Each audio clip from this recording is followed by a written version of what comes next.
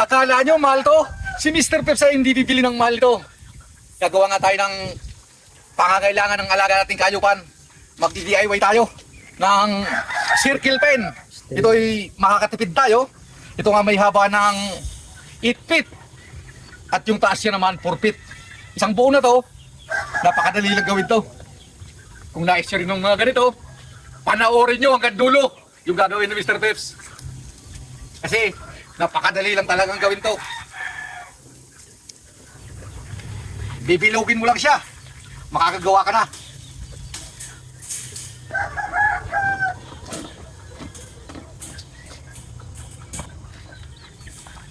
Ayan.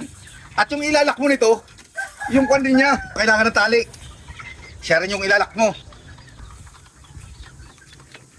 Kaya para sa akin, yung trabaho, triple purpose pa yung mangyayari nito.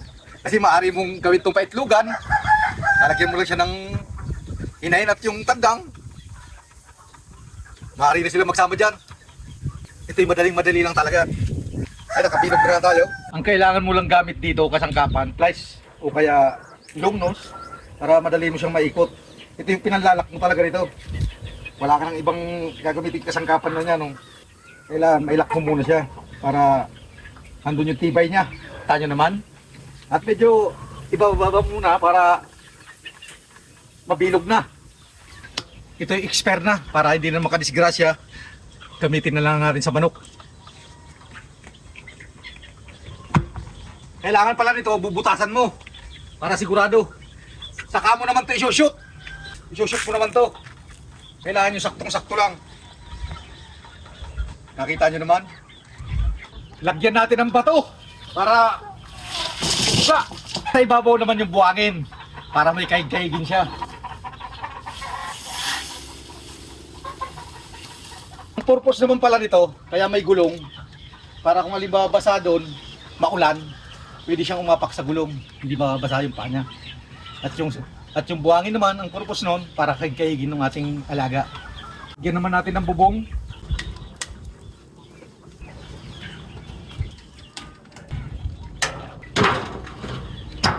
Ang purpose naman talaga nito, yung manok mo, unang-una, hindi mapipilay. Magpapaikot-ikot lang siya dyan. Baba at paraog. Magandang exercisean. Pwede mo nga lagyan ng itlugan. Gagamitin ko na yung tungkod ni Moises. Ni Mr. Peps ka pala. Ito yung nagbibigay sa atin ng swerte. Saka natin ilalagay ito. Yan. Nakikita mo yung mukha na yan. Toklaw ang abutin mo dyan. Yan na natin ang pinto. Ayan. Kasbul. Matigas. Ito naman. Yung pinto, improvise na lang natin. Tutupiran lang natin dito. Simple rin lang naman. Marami tayong paraan o pamamaraan pag nag-alaga tayo ng kahayupan. Ayun ang pinakamahalaga. Open na nga. Kung gusto mong masigurado ka, katali mo lang to. Para hindi siya makalabas. Matibay talaga. Iko-cross natin. Kaya natin ng hook o kaya sima. Hindi siya, kahit bumangga siya, hindi na siya makakalabas. Natin lalagyan ng safety yung kanilang inuman.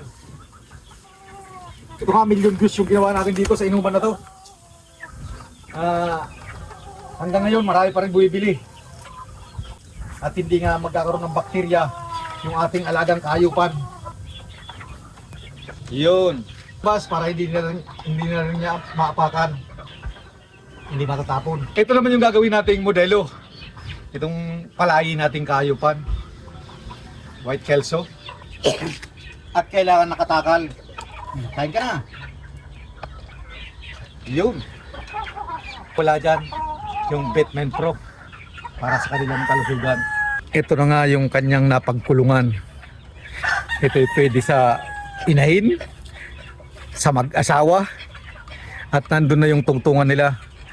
At ang kagandahan talaga rito, hindi siya mapipilay yung alaga mong kahayupan. Saka natin lagyan ng pagitan para hindi sila magkitaan. Ito na nga yung pinakamatipid na espasyo. Maraming ilalagay kahit maliit yung farm nyo. Ayan, kung tingnan nyo, May mga pagitan lang na wala pa 1 pulgada. Matitiyak ni Mr. Peps na relax yung manok mo tulad nga ng isa na yung nakahapo na. At yung isa naman, yung iba naman tumutuka-tuka pa. Kaya ano pa, ito'y mura na, barato pa, saan ka pa? Hindi ka ganong mahirapan sa paggawa ng kulungan. Salamat nga pala sa katuwang kong paggawa nito. Si Rick Salvador, shoutout sa'yo. Saludo si Mr. Peps sa'yo. Ganda pa nito, kung mayroon kang extra pera, pinturahan mo yung steel matting para mas tumagal at lalong gumanda. At kung titingnan mo naman yung view ng ating pinagmamanukan, ito'y suwabing-suwabe. Dito na sila lalaki at mauhubog yung kanilang katawan. Sabi nga nila, pag nandito ka, lamang ang tsamba. Kung sakasakaling nais yung rin pala ng mga ganito, 4x8, ito'y mura na, barato pa. Ilalagay ko na lang dyan yung link dyan sa comment section. Ito nga, kumuha tayo ng marami para gamitin natin dito sa area natin. Medyo maliit lang yung area natin, kaya ganun ang gagawin natin. Kayo, pwede nyo magamit to, pwedeng bakod o kaya kung ano man, double purpose o triple purpose na yung gagawin natin dito. Para bakod na rin yung gagawin ko. Muli magandang umaga sa ating lahat.